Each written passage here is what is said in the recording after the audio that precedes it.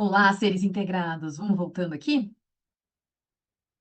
O texto é o Alfa e o Ômega. Estamos na parte 3 sobre a espiritualidade.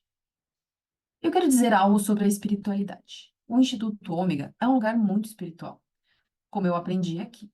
Há muita busca por realização espiritual. Eu direi algo mais sobre essa busca a partir da minha própria perspectiva, desenhada a partir da minha própria experiência. Como eu mencionei nesta manhã, a busca por iluminação espiritual frequentemente reflete o desejo de alcançar a experiência de pico. O pico é um local altamente solitário, muito solitário. Poucas pessoas podem permanecer lá por um longo tempo, mas, uma vez que elas tenham escalado o pico, ficam com medo de fazer o caminho de volta para baixo. Subir ao pico custou tal quantidade de esforço que elas se preocupam com o que farão quando voltarem ao vale. Assim, elas permanecem no meio do caminho, entre o pico e o vale, sem ter nenhum nem o outro. A maior realização espiritual é a mais humilde. Quando eu vejo pessoas que estão fazendo meditação por muito tempo, esperando iluminação, eu me pergunto: em que elas estão contribuindo para a raça humana como um todo? E a resposta que me retorna é: em nada. Uma vez eu falei com um mestre Zen na Alemanha que muito frequentemente ia para Kyoto, no Japão, participar de sessões Zen. Eles tinham sessões por 10 dias, meditando cada dia 10 horas ou mais, alguns chegando a 16 horas ao dia. Ele me disse que eles ficavam plenos de energia após isto. Eu perguntei o que eles faziam com essa energia, e ele me respondeu: bem, vamos para a cidade e nos divertimos com as geishas. E eu me questiono se essa era a extensão da realização das sessões, e pensei que isso era muito, muito estranho. O Zen foi originalmente concebido como um caminho para os guerreiros aprenderem como lutar efetivamente. Nesse contexto, o Zen tem significado. Sem ele, a meditação não tem significado. Quando comparado com uma mãe que cria 5 crianças, que força tem um monge que passa sua vida meditando? A tarefa da mãe é verdadeiramente espiritual, humilde e humana, bem do vale. Além do mais, quando as pessoas falam de espiritualidade, eu vejo que aquilo que elas desejam realmente obter é: devo eu dizer isso abertamente? Sua mãe. A busca pela espiritualidade, por realização espiritual, muito frequentemente é a busca pela mãe. O que ocorreu a Buda realmente? Ele perdeu a mãe ao nascer. Foi o que aconteceu. Isso foi, mais tarde, nublado por outro tipo de história, incluindo aquela de que ele viu uma pessoa morta pela primeira vez, ele mudou sua vida e deixou sua esposa e filho. Mas a primeira pessoa morta que ele conheceu, na profundidade de seu coração, foi sua mãe, que morreu no parto, durante o seu nascimento. Se temos isso em mente, podemos entender seus ensinamentos sobre escapar do sofrimento. São os ensinamentos de uma criança que perdeu sua mãe ao nascer. Agora, eu não digo que os ensinamentos do Buda devem ser descartados. É um grande movimento e tem tido grandes efeitos na humanidade. Eu não questiono isso de forma alguma. Apesar disso, se você olhar deste ponto de vista, você vê que é algo comum também. É um movimento humano comum. Eu não posso ver o que ele tem a ver com essas coisas além. Eu tenho também observado que quando as pessoas tomam um caminho espiritual e se tornam esotéricas, frequentemente se recusam a cuidar de suas crianças ou abandonam suas esposas. Elas se recusam a permanecer nas relações humanas ordinárias e assumir responsabilidades comuns que custam algo. Elas se desviam daquilo que é terreno para um nível chamado espiritual, mas são totalmente autocentradas. Elas podem dizer sobre perder seu ego, mas sobre o que elas têm meditado? Sobre o seu ego, é claro. E o que dizer acerca do seu desejo de iluminação? Para que elas querem isso? Para o seu ego, é claro. Há uma grande decepção nisso tudo. Agora, um outro caminho espiritual, a noite escura da alma.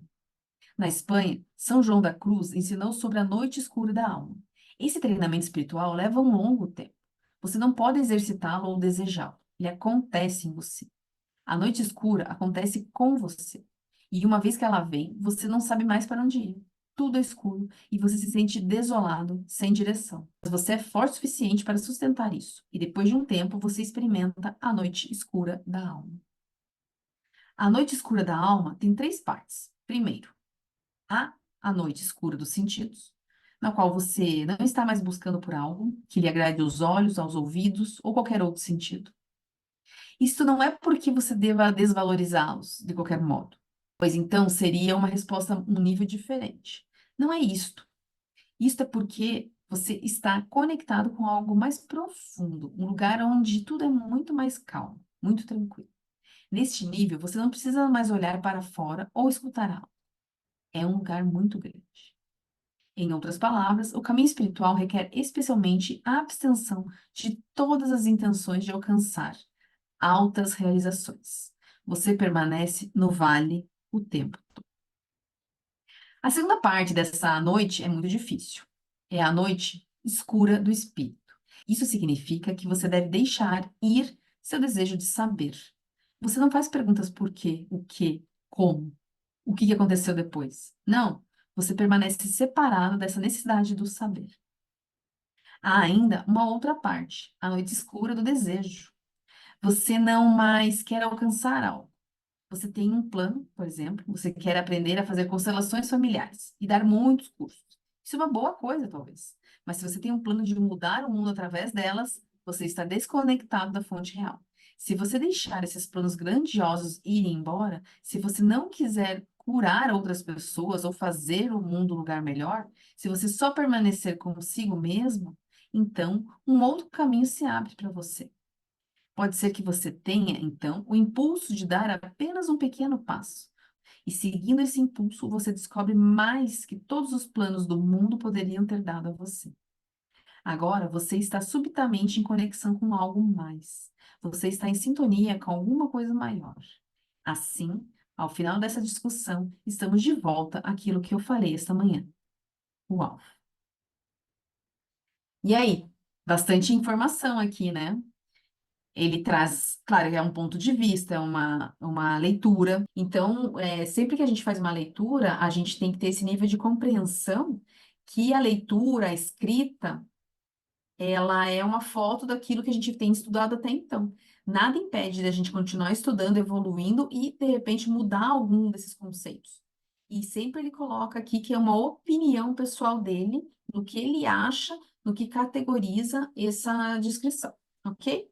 Então, já vão deixando aí nos comentários, coloca aqui no chat tudo o que vocês pensaram, o que passou na cabeça de vocês. E agora a gente vai dar uma sequência aqui para falar da parte amor. Outro dia, eu estava pensando sobre o amor. Eu imaginei que alguém dissesse a outra pessoa: Eu amo você. O marido diz isso para sua esposa, um homem fala isso para sua mulher: Eu amo você. Isso toca o coração de ambos. Mas isso tem força? Será que o amor que é expressado neste momento é forte o suficiente para durar uma vida? Mesmo quando as dificuldades vierem? Não, ele é muito fraco. Deve haver alguma coisa que precisa ser adicionada a essa sentença. Eu amo você. Precisa ser seguido de e aquilo que me guia e guia você. Eu amo você e aquilo que me guia guia você. Se ambos os parceiros dizem isso, a afirmativa tem força. Mas o que isso significa na vida real? Significa que eles podem estar juntos por um tempo, dividir uma mesma caminhada por um tempo. Mas, então, pode acontecer que eles estejam sendo levados em diferentes direções. Nesse momento, quando eles se separam em um nível, eles podem ambos dizer: Eu amo você e é aquilo que me guia e guia você. Mesmo se há uma separação ou um distanciamento ligado a isso, o amor permanece em um nível muito profundo. Esse tipo de amor é a base do respeito. Eu respeito uma pessoa quando eu digo a ela: Eu amo você e aquilo que me guia e guia você. Eu amo você, exatamente como você é, porque eu vejo aquilo que nos guia. E para o autorrespeito é o mesmo. Eu olho para mim mesmo exatamente como eu sou e digo: sim, eu amo a mim mesmo e aquilo que me guia. Entre os pais e os filhos, temos a mesma situação. Os pais olham para suas crianças e dizem: Eu amo vocês e aquilo que guia vocês e a mim. E as crianças olham para os seus pais e dizem: Eu amo vocês e aquilo que guia vocês e a mim.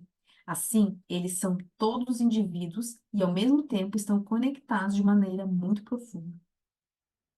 No primeiro dia desse seminário, um homem veio até aqui para trabalhar e nós Todos vimos sua ansiedade.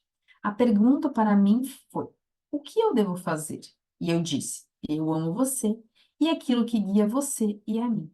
E dessa forma, eu não vou além daquilo que me é permitido, por aquilo que me guia internamente. E eu concordo com aquilo que o está guiando, mesmo que isso o leve à morte. Com base nesse profundo respeito mútuo e amor, alguma coisa pode fluir entre o cliente e o terapeuta. Não há diferença real entre eles. Eles estão todos no mesmo nível o tempo todo.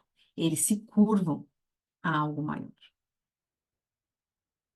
E agora o Bert traz um parágrafo para encerrar esse texto que se chama Paz de Espírito. Eu quero dizer algo sobre a paz. Algumas vezes falamos sobre a paz de espírito. O que é a paz de espírito? Se nós concordamos com tudo que está dentro de nós, então encontramos paz de espírito.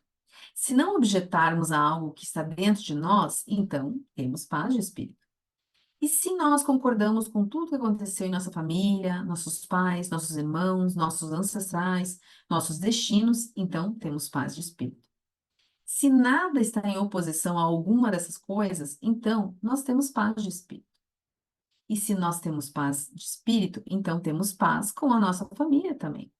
Se você tem crianças e concorda como elas são, exatamente como são, com seus destinos especiais, suas dificuldades, seus talentos, seu amor especial, você então está em paz, sem qualquer desejo de mudá-lo. Você tem paz de espírito. E se você tem de lidar com outros grupos que algumas vezes parecem ser difíceis ou estar em oposição a você e você concorda com eles, como eles são, exatamente como são, você se torna irresistível. De fato, você pode estender essa atitude para diferentes raças, religiões, nações. Se você concorda com eles como são, exatamente como são, não há mais nenhuma oposição. Você está em paz com eles e eles certamente podem ficar em paz com você. E aí, pessoal, vamos comentar um pouquinho? E só para ilustrar um pouco aqui, isso tem bastante a ver com um vídeo que está no YouTube aqui já, que são as 7 camadas da personificação. Clica lá e assiste, que vai trazer bastante dessa conexão que ele coloca aqui, que a paz do espírito a gente encontra quando a gente está bem conosco mesmo, não? Mas muito nesse sentido de qual é o meu propósito, qual é a minha autoimagem, qual é meu autoconhecimento, qual é o meu projeto, e tudo está interligado e funcionando como deve funcionar. Então, quando você faz isso, você tem uma experiência de liberdade. E quando você tem experiência de liberdade, você fica em paz com a sua família. Você deixa todo mundo em paz. Por quê? Porque você deixa cada um ser o que eles são. Você permite as ações. Mas olha, eu comentando aqui algumas coisas. Vamos para o chat, vamos concluir aqui nossa dinâmica, né? Vamos discutir um pouquinho aqui sobre o texto. E aqui a gente encerra a parte 3 do livro. E depois que a gente fizer um compilado aqui das discussões, a gente vai colocar então uma quarta parte lá no YouTube, só com o que saiu aqui de ideias, referências, para que daí o pessoal do YouTube também possa contribuir com as ideias e referências deles. E aí me conte, o que que é o alfa? O que que é o ômega? Paz de espírito. O que é o espírito? O que que é a alma? E vocês perceberam que ele passou pelos 3 corpos? Corpo físico, corpo espiritual e corpo almático? E sempre sobre tríades, não é, pessoal? Sempre sobre tríades. Isso é muito interessante. Mas olhar para o alfa e para o ômega do jeito que ele coloca, também é interessante nessa perspectiva. E aí pesquisem um pouco mais sobre o significado do alfa e do ômega e a gente vai debater aqui, tá bom? Então, bora lá, pessoal? Vamos começar a nossa discussão?